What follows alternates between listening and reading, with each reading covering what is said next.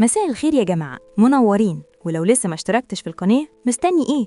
لايك الأول علشان نطمن عليك، واشتراك علشان اللي جاي أحلى. ويلا نبدأ. معانا النهاردة فيلم فرانكنشتاين. الفيلم بيبدأ مع فيكتور فرانكنشتاين، عالم شاب ذكي وطموح جدا، لكنه مهووس بالعلم لدرجة الهوس. حلمه الكبير إنه يكون حياة من الموت، ويثبت إنه يقدر يعمل المستحيل.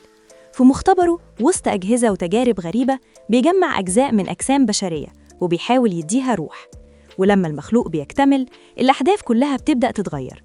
المخلوق مش شرير من البداية، هو كيان حقيقي واعي ومش فاهم هو مين ولا ليه هو هنا. كل اللي عايزه إن حد يحبه ويقبله، بس شكل الوحش المخيف بيخلي الناس تهرب منه أو تهاجمه. ومع كل رفض من العالم، غضبه وألمه بيكبر وبيبدأ يدخل في صراعات كتيرة. فيكتور من ناحيته مش فاهم إنه المسؤول عن كل اللي بيحصل، وبيحاول يهرب من قراراته وغروره، بس كل مرة العواقب تلحقه أكتر. الفيلم بيخلي المشاهد يحس بالصراع النفسي بين كونه وحش أو إنسان عايز حد يحبه. تقييمي 9/10.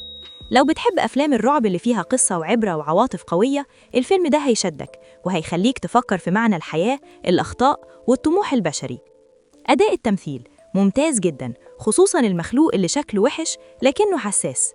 القصة والإخراج دمج رهيب بين الرواية الكلاسيكية والفلسفة الحديثة. الأجواء توتر وتشويق، وكأنك عايش اللحظة مع الشخصيات.